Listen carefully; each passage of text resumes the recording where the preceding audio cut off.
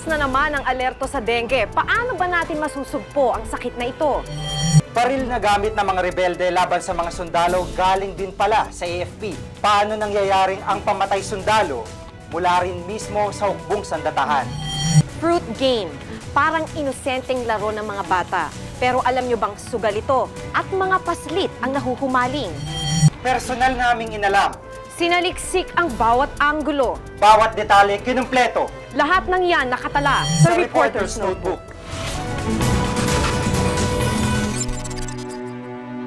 Daang libo ang mga loose firearms o mga baril na walang rehistro sa buong bansa.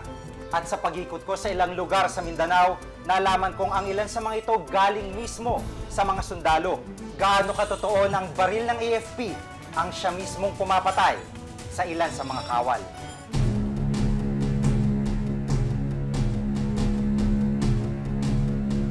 Hindi rin natin maitatanggi na maaaring mangyari nga na yung ginagawa yung pagsunog o pagpapasabog ng mga armory upang takpan yung ano niyan.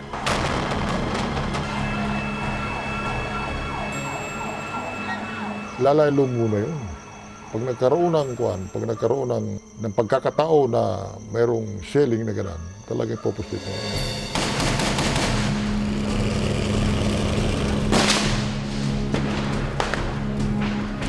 Ang nagtatagal ang gera dito sa Mindanao dahil business ito ah.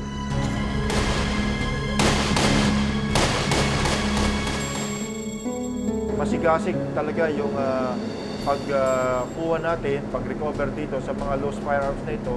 At ito kasi yung nakikita natin na ginagamit sa mga krimen.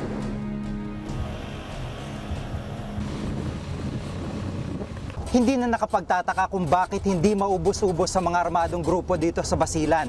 Dahil ang mismong pinagmumula ng kanilang mga armas hanggang sa ngayon, ang militar. Sa Tuburan, Basilan, nakilala namin si Rick, 24 anyos, at isang asset o impormante ng militar. Marami na siyang kakilalang sundalo dati pa. At ang kanyang koneksyon sa mga Abu Sayyaf at Moro Islamic Liberation Front ang kanilang napapakinabangan. Anong kapalitan sa'yo? Wala po. Minsan binigyan ako ng pera mga 100. Kinuha ko po. May motor din po ako. Tapos pambili ko ng gasolina, sabi nila. Tapos kung inutusan na nila ako maghanap ng impormasyon kung may mga bakbakan na sa taas.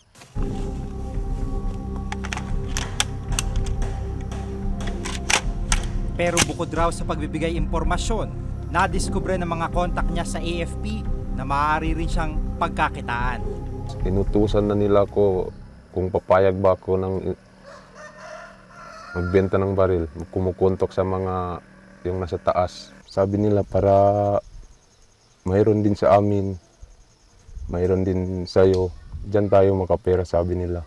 Wala ka bang iba alam na trabaho? Wala po. Ano natapos mo? Hanggang sa grade 6 lang po. Ipinakita ni Rick sa amin ang mga baril na naibenta na niya. Ang Armalite na ito gawa ng kumpanyang Elisco, ang nagsarang arms supplier ng Department of National Defense.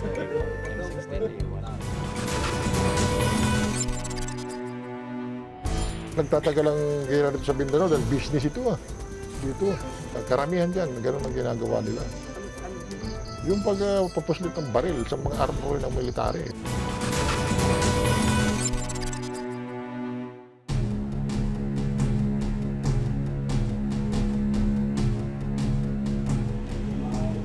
Matagal nang sumingaw ang isyu ng bentahan ng baril sa loob ng AFP. Ang nangyayari dahil minority. Isa nga ito sa naging dahilan ng grupong Magdalo, kaya nagtangka silang mag-aklas. Nakilala namin si Rick, 24 anyos, at isang asset o impormante ng militar. Ipinakita ni Rick sa amin ang mga baril na naibenta na niya. Sa magazine ng Armalite, nakaukit ang mga katagang government use only. Ang presyo, 250 pesos. Ang halaga ng mga balat tumaas na mula 10 piso bawat isa. Ngayon, 11 pesos na. Sa 40,000, magkano binibigay sa'yo? Hindi, mga 2,000 lang po. Anong mga ranggo ang mga nakaka-transact mo dito? Mga captain po, first lieutenant, first sergeant. Yan ang palaging mag-utos sa akin. Pero hindi ko na po yung tiningnan yung mga pangalan na sa patches nila. Kaya po concentrate na lang kami dyan sa pagbenta ng baril. May head out din po sila para paglagyan nila ng baril.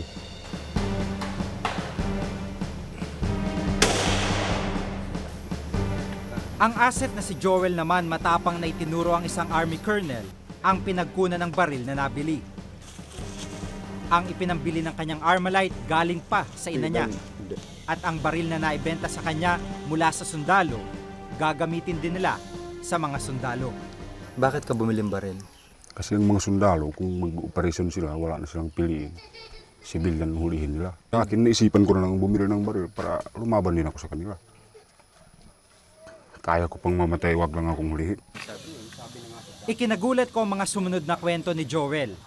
Inamin niya sa akin, siya raw ang pumatay kay SPO3 Dulot sa Tuburan, Basilan nung araw ng ARMM election. PO4 yun. Bakit mo pinatay? Kasi may atraso din niya sa akin. Ano atras sa'yo? Kasi yung uncle ko, walang kasalanan, hinuli niya. Kinumpirma sa amin ng Camp Crame na isang SPO3 Dulot ang pinatay nito lamang 8 ng Agosto. Maraming tama ng bala mula sa iba't ibang bahagi ng katawan ang kumitil sa kanya. Si Raul ay isang retiradong Philippine Marines. Alam niyang transaksyon sa bentahan ng mga armas mula sa militar papunta sa kamay ng mga bandido at rebelde. Nagtatagal ang gera dito sa Mindanao dahil business ito Dito.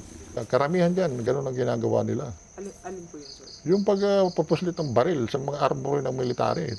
Hawak niyang lahat ng enlisted personnel mula sarhento hanggang sa private. Pag in-inventory yun ng SAO, ng Supply Accountable Officer, sabi ng commanding officer na ang nauli natin ay 75, halimbawa. Yung 25 lang ang pa-inventory mo, yung 50 huwag mo nang kunin.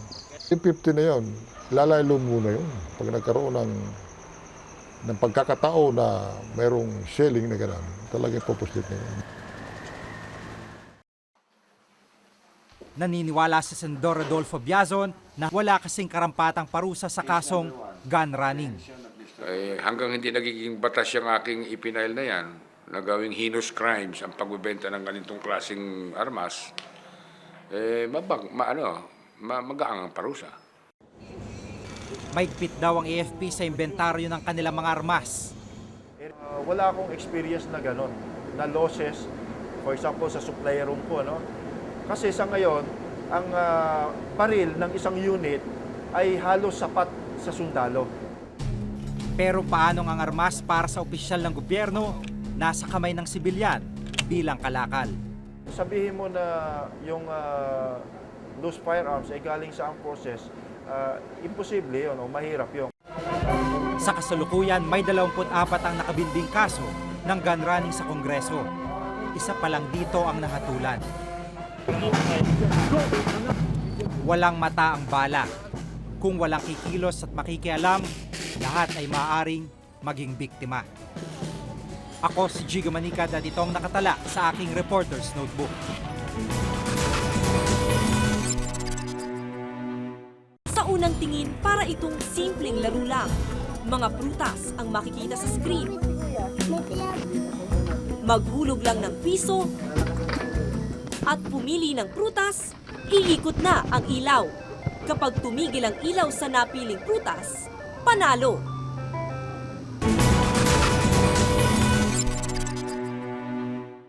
Mga nanay at tatay, alam nyo ba kung nasa ng mga anak ninyo ngayon? Hanapin nyo na at baka isa na siya sa mga nahuhumaling na sa mga bagong sugal ng mga bata. Fruit game. Hindi ito inosenteng laro. Ang mga tumataya rito, 5 taong gulang pataas. Paano nangyaring pati ang ating mga kabataan na humaling sa iligal na sugal?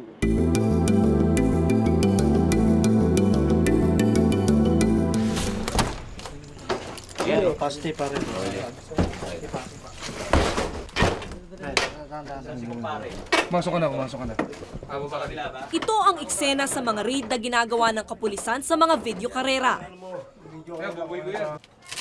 Hanggang ngayon, Tila walang katapusan na hulihan ang nangyayari. Pero di pa nga ito kontrolado, isa na namang sugal ang nauuso ngayon. Ang fruit game.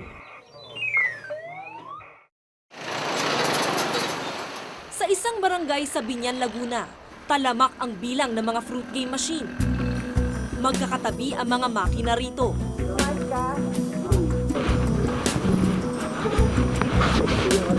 Sa unang tingin, para itong simpleng laro lang. Mga prutas ang makikita sa screen. Maghulog lang ng piso at pumili ng prutas, iikot na ang ilaw. Kapag tumigil ang ilaw sa napiling prutas, panalo. Ang piso, maaring maging 10 piso o higit pa. Depende kung magkano ang nakasulat sa tapat ng prutas. Kaya maraming bata ang naiengganyong maglaro ng fruit game. Tulad na lang ng 14 anyos na dalagitang itatago natin sa pangalang Pia. Laking tuwa niya nang ang pisong inihulog niya nanalo ng mahigit 40 pesos. Nasundan ang laro. Ngayon, bisyo na niya ang fruit game. Sa halip na pumasok sa eskwela, ito na ang kanyang inaatupag. Gano'ng kadalas ka sa isang linggo kung mag-cutting class? 3, 4. Ganun. Minsan, yung 10 linggo, hindi na napasok. Di niya raw maiwasan ang tawag ng sugal, lalo pat malapit lang sa eskwela nila ang fruit game machines. Ang 25 pesos niyang baon na dapat ay pambili ng pagkain, sa fruit game niya inuubos. Mas madalas daw ang talo niya ngayon kaysa panalo, kaya nagawa na niyang mangupit sa magulang. Magkanong pinakamalaki mong nagasto sa fruit game? 500. 500? Saan ang galing yung 500? Sa pitakan ng nanay ko. Kinupit ko kasi. Ewan ko, biglan, kinuha ko lang basta. Bakit? Talo ako eh. Gusto ko, babawi ako. Eh ayun, naubos ko. Bagamat alam niyang masama ang magsugal, naaliw daw siya at naakit sa fruit game. Sa murang edad na 6 na taon, parokyano na rin ang fruit game si Randy.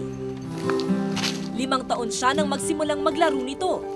Labis ang panghihinayang ng kanyang ama. Matalino kasi ang bata. Simula ho nung mahidigan niya yung fruit game na yan, maloko sa fruit game, nabawasan ng kanya sa pag-aaral eh. Yung concern niya sa pag-aaral, wala na eh. Natutunan daw ni Randy ito sa kanyang mga kaibigan. Pero ngayon, ayaw na raw niyang maglaro ng fruit game dahil lagi siyang nakakatikim ng palo. Alam ng mga magulang mo na naglalaro ka? Hindi ka pinapagalitan? Pinapagalitan po. Kung noon, video karera ang kinalolokohan sa isang barangay dito sa Binyan, Laguna, ngayon, fruit game na raw. At ang masakit dito, ang mga nalululong sa bagong sugal na ito ay mga bata. Isang tagagawa ng fruit game machine sa Binyan ang aming nakausap. Binibili niya raw ang mga piyesa nito sa Metro Manila. Bawat makinang ginagawa niya, nagkakahalaga ng 11,000 piso. Made to order daw ang kanyang paggawa. 3 araw lang pwede na itong makuha. Sa kasalukuyan, ang PD1602 ang ginagamit ng PNP sa paghuli ng mga video karera. Ito na rin ang basihan nila sa paghuli ng mga fruit game. Pero may kalumaan na ang batas. 1978 pa kasi nang gawin ito. Para sa mananaya at gumagawa ng makina, ang parusa ay 1,000 hanggang 6,000 piso lang na multa. At pagkakakulong ng 6 na buwan hanggang 6 na taon. Sa mahuhuling operator naman, 6 na buwan hanggang 6 na taon sa piitan at multang 6,000 piso lang ang parusa. Magaang ang mga parusa, kaya hindi nakapagtatakang mahirap sugpuin ang ganitong gawain, lalo pa kung sangkot ang mga tiwaling opisyal. Sa pag-iikot namin sa barangay, napansin namin ang paslit na ito na tila walang muwang na naglalaro ng fruit game. Lagi panalo. Isa pang nakatawag ng pansin sa amin ang kandadong ito. Comelec ang nakatatak. Paulit-ulit rin naming nakita ang mga stickers sa bawat makina. Mayroong Rooster 2005 at Engineer 2005. Ang nagpaliwanag sa amin kung ano ang ibig sabihin ng mga sticker, si Aling Rowena, 2 taon ng maintainer ng fruit game. Simbolo raw ito na may protektor na pulis ang makina. Kapag minsan nire-raid baga, kinatago, pasabihin pagka meron nung nagtitimbre, o yan, meron manghuhuli, tago nyo, gano'n. Bagamat naisip niya rin ang epekto ng fruit game sa mga kabataan, pigit mata niya itong ginagawa dahil sa kahirapan. Sa tingin ko, mali nga ho yun. Parang yung bang kapit na sa patalin. Noong kaunti pa lang daw ang fruit game, kumikita ito ng 1,000 sa isang araw. Pero sa dami nito ngayon, umaabot na raw ng 3 hanggang 4 na araw bago kumita ng 500 piso. Malapit lang dito yung school. Ang napupunta sa katulad ni Aling Rowena, 25% lang. Ang natitira, napupunta sa may-ari o operator ng fruit game. Ayon kay Aling Rowena, karaniwan ay pulis ang may-ari ng mga fruit game. Hindi lang ho isang pulis ang tawag doon, yung protector, ganyan po. Marami po sila. Ang pagkakaalam po meron pa yung pang sa intelihensya na 1,000 a week. Giit ng mayor ng Binyan, nagpalabas na siya ng direktiba na kumpiskahin ang lahat ng fruit game machine. Ang tanggapan ng Departamento ng Pulisya ay hindi nagpapabaya sa bagay na yan.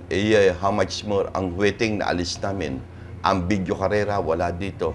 Yung pang-fruit game lamang. Kaya hindi mapasok ng Departamento ng Pulisya ay sapagkat nasa loob ng bahay nila. Madadali ng illegal trespassing ang Departamento ng Pulisya. Pero ayon sa Open Heart Foundation, isang non-government organization o NGO na nagsusulong ng kapakanan ng kabataan, walang aksyong ginagawa ang kanilang mayor at mga pulisya. So I challenge the police force. If you believe that you are not behind this kind of business that corrupt children, why don't you go after those running the business? Nitong Marso lang, sa pamamagitan ng sulat, isinumbong ng kanilang grupo at concerned parents sa PNP Camp Crame at PNP Calabarzon ang paglaganap ng fruit game sa Binyan, Laguna. Binanggit dito ang mga pangalan ng mga pulis na sangkot sa fruit game. Nakarating naman daw ang sulat, pero tila hanggang PNP Calabarzon lang. Bukod kasi sa tatak na receive, wala na silang aksyon na nakita.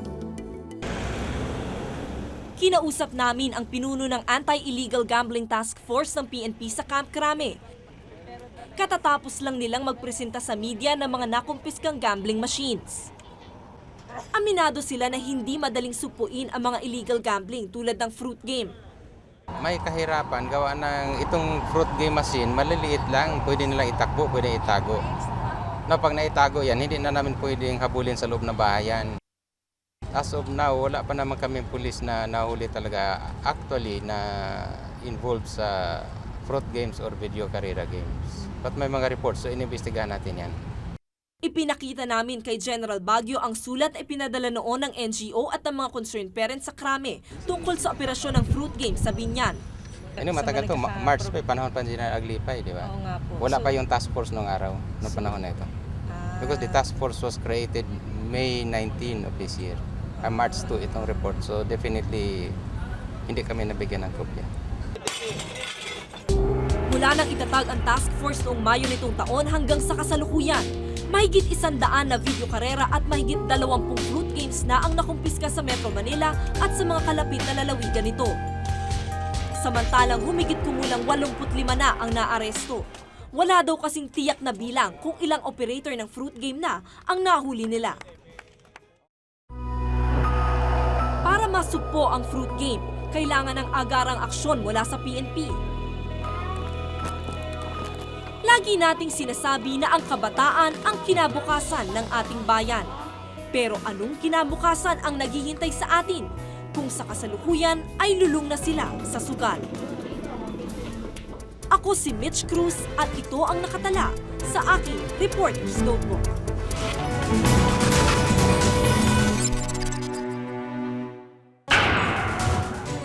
Iringan sa gitna ng dumaraming kaso ng dengue sa pagpapatuloy ng Reporter's Notebook.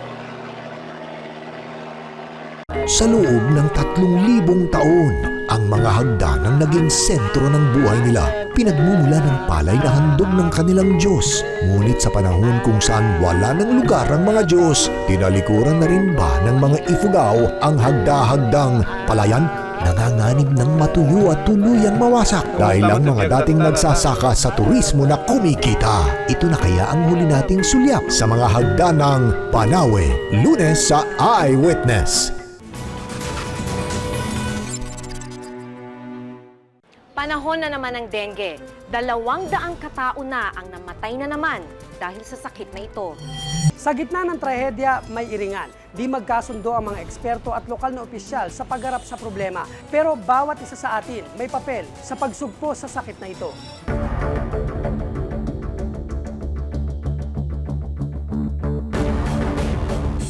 Marami na ring biktima ng dengue sa isang barangay sa Quezon City.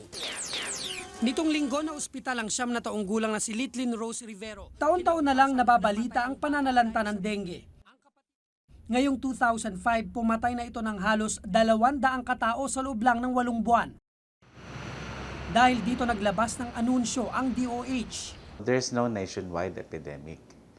Meron tayong epidemic na controlled na. Yung sa General Tino, Nueva Ecija, Zamboanga City, saka Barangay Pag-asa, Quezon City. Pero dahil sa tuloy-tuloy pa rin yung pag-ulan and it is still the dengue season, hindi nakakagulat kung meron pang mga epidemics kaming madideclare in the next few weeks or months. Ang dengue hemorrhagic fever ay umaatake pag nakagat ng Aedes aegypti, ang lamok na nagdadala ng virus na ito. Sa loob ng 7 araw matapos makagat, kapag hindi na agapan, ay nagkakaroon ng pagdugo sa loob ng katawan ng biktima na siyang karaniwang ikinamamatay. Sa Metro Manila, ang sitio San Roque sa Barangay Bagong Pag-asa, Quezon City, ang may pinakamalaking pagtaas ng kaso ng dengue na naitala nitong taon. Sa takot ng mga residente rito, ang Barangay at City Health Department ay nagsagawa ng fumigation o pagpapausok ng kemikal na papatay sa mga lamok. Pero may masamang epekto rin ang fumigation sa ilang tao. Dali na lang sa ospital. Puntahan mo yung tita mo.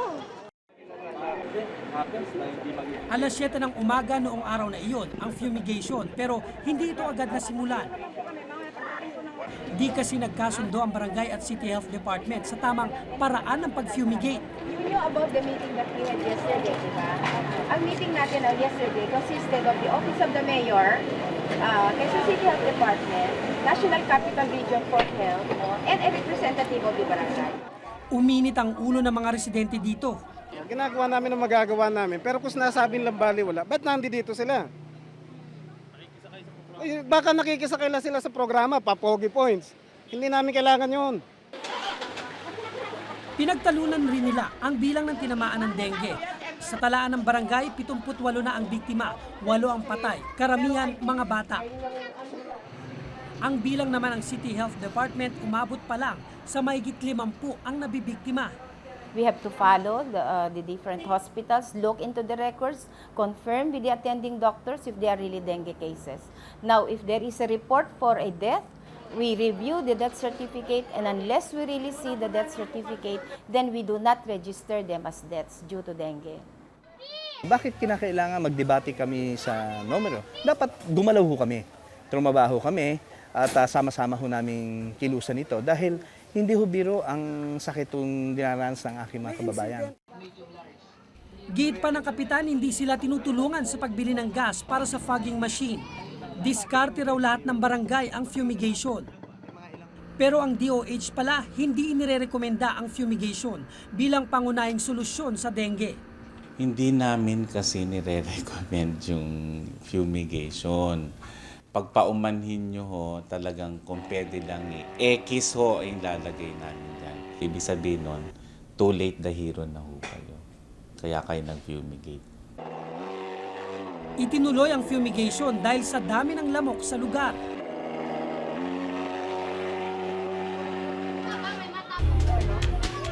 Matagal na raw binalaan ng DOH ang mga tao tungkol sa dengue. Dahil daw ito sa pagtaas ng bilang ng mga biktima ngayon kaysa sa nagdaang 5 taon. Kung noong nakaraang taon mahigit 11,000 ang naitalang kaso ng dengue, umabot na ito sa mahigit 14,000 nitong taon. Pero hindi pala nasabi sa barangay na may outbreak o pagtaas ng bilang ng mga kaso kaysa sa inaasahan sa kanilang lugar. Wala ho kaming alam na outbreak kami kasi hindi ko ho alam kung ilang numero ang dapat mamatay at ilang numero ang dapat magkasakit ng dengue bago ho kami i-declare ang outbreak. We informed the general public, in fact, that the number of cases was very much higher. And I think even the public would know it. Dagdag pa ng kapitan ni hindi sila tinuruan ng DOH o ng City Health Office kung paano puksain ang dengue. Ang trabaho dapat sa akin ng City Health, turuan niya ako. Kasi wala akong alam dito, hindi naman ako doktor eh. Yung gabay na yung guidelines, ilang taon nang nailalabas yun at taon-taon nilalabas yun. Ayon sa DOH, search and destroy operation daw ang sagot at di fumigation. Hanapin natin yung mga maliliit na mga bagay na maaaring pamugaran ng lamok. Halimbawa sa loob, yung lalagyan nyo ng pinggan, yung sahuran nun sa ilalim. Tsako kami, pag tinignan nyo ngayon, may kiti-kiti yun. Sa labas ng bahay, yung mga gulong, mga baradong alulod, mga bote, mga drum, pati halaman, maaaring mag-ipon ng tubig yun na maaaring pamugaran ng lamok. Pero tila hindi malinaw ang pagpapaintindi sa barangay level. Mas pinaniniwala ang epektibo rito ang fumigation. Ito yung unang bahay na pinausukan ng mga taga-barangay. At sa tapang anong chemical na ginamit, kitang-kita yung epekto dahil napakaraming ipis na namatay.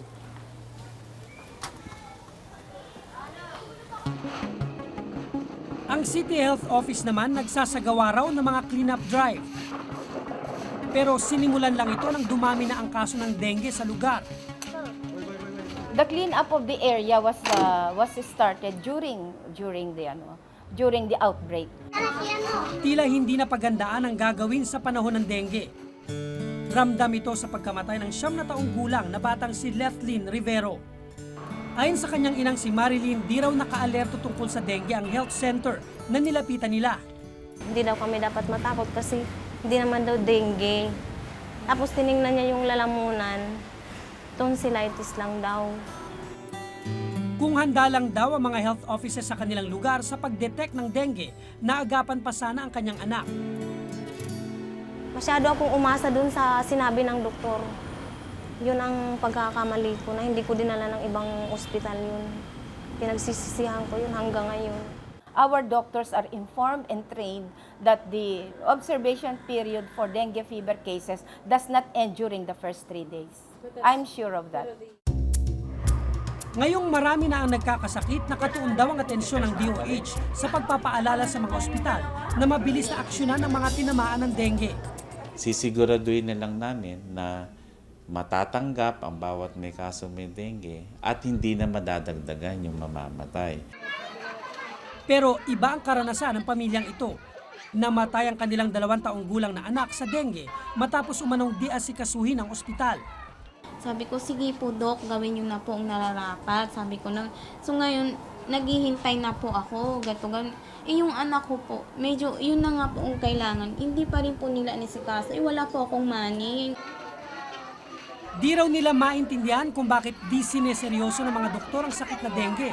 Gayong usong-uso ito ngayon. Mahalaga po yung buhay ng bawat isang pasyente ron. Hindi lang po kami, marami na rin po ganito na nangyari sa amin. Sana po, tutukan nyo naman po yung mga pasyente. Hindi po porkit walang pera, hindi nyo na po iintindihin. May mga ospital siguro na nakakalimot, maaaring sabihin natin na umaabuso. Kung may i-report ninyo sa amin yon ng mga mamamayan, si Secretary Duque kasi may instructions na sa panahon ngayon ng dengue, todo alalay ang ibibigay sa sino man na magkukonsulta. Nagkataon lang na dito ngayon sa ICU dahil napakaraming pasyente, marami ang nangangailangan ng ventilator at karamihan ng house ventilator. Yun yung ventilator na pag-aari ng hospital, yun po ang pwede naming maibigay na libreng serbisyo para sa ating mga pasyente, yun po ay filled up. So kailangan kaming mag-outsource ng ventilator na hindi pag-aari ng hospital. Natural lang po na yun ay kailangan bayaran. Maliban sa Quezon City, mataas din ang insidente ng dengue sa mga lungsod ng Maynila at Caloocan. lumalabas na may mahigit 500 kaso ng dengue sa Maynila at halos 200 naman sa Caloocan. Sa kabila ng lahat ng ito, ang dengue di lang responsibilidad ng gobyerno, may bahagi rin ang mamamayan sa paglaban dito. Walang exempted sa dengue. Walang dapat sisihin. Kasi ang dengue mo, lamok mo. Hindi nyo pwedeng maituro sa kagawaran ng kalusugan. Hindi nyo pwedeng maituro sa pamalaang lokal. Kasi sino ba yung nag-alaga ng lamok? Di tayong nasa loob ng bahay. Kailangan kasi laging malinis at inaalis sa mga tubig na naiipon sa kapaligiran. Kasalanan natin sigurong lahat because we really have to have this information dissemination. Anyone should have that basic responsibility, not just for dengue, but for all the other illnesses. Sa huli, ang kalinisan ng paligid ang pinakamainam na panlaban sa dengue. Ako si Cesar Apolinario at ito ang nakatala sa aking Reporter's Notebook.